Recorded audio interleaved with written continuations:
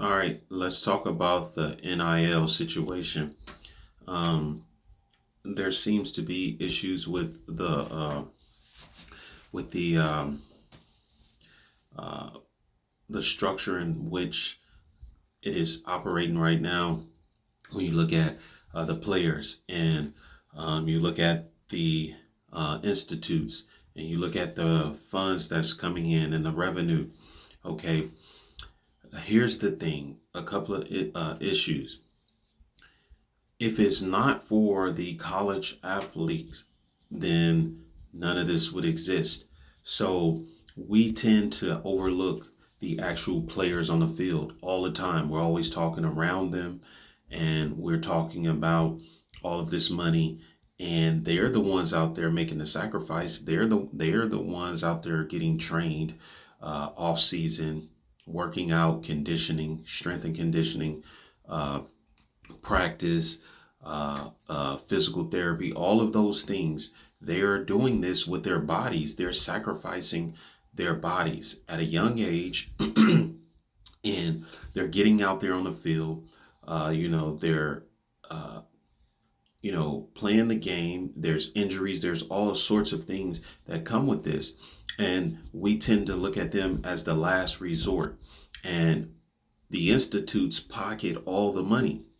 So there should be, when we talk about NIL, it should be an R at the end of that.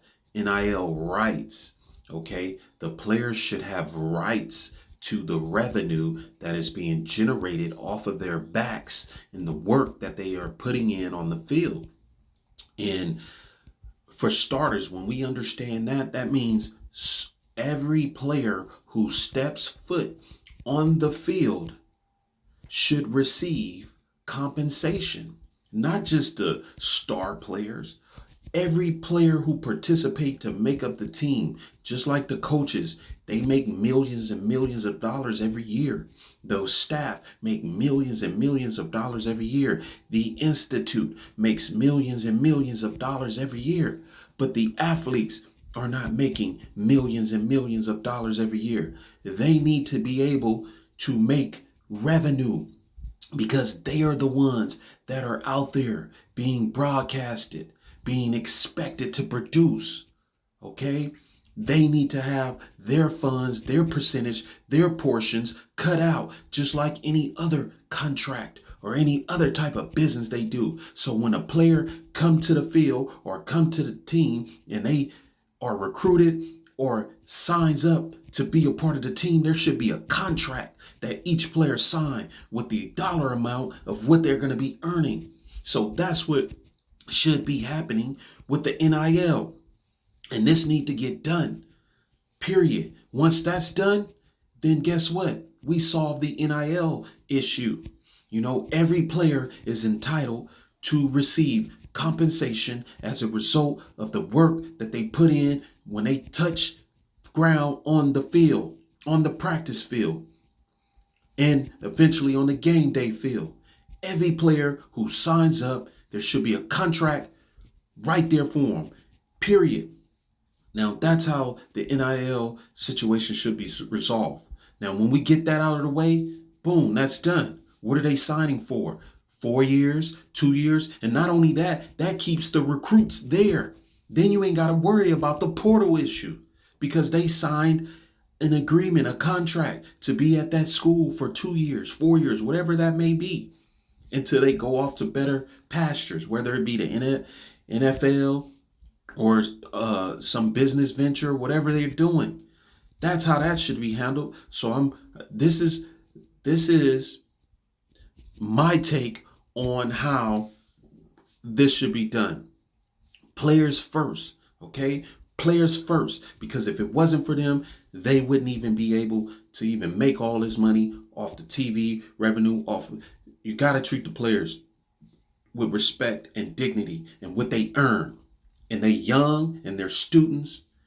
They already got to do the work at school. This is extra work. They need to be presented with dignity. Hey, we want you to be a part of our program. Okay, we're offering you this much for this many years at the Institute. and then boom, there's the paperwork. He have his parents look over it, or his agent, whoever he's being represented by, and he sign on that line, and boom, there you have it. NIL. That's how that should be done. All right. Once again, global news. I just wanted to put that out there for all the confusion about how should they resolve the NIL issue. That's how.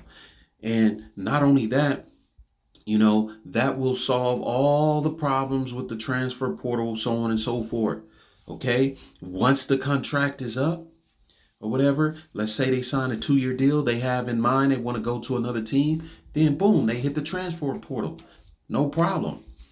That's how it should be done. The NFL is already have the model for that. Just adopt the same model on a lesser scale. Global news. This is my take on the NIL situation. That's how it should be implemented. If you haven't subscribed, please subscribe, like this video. Till next time, have a great day.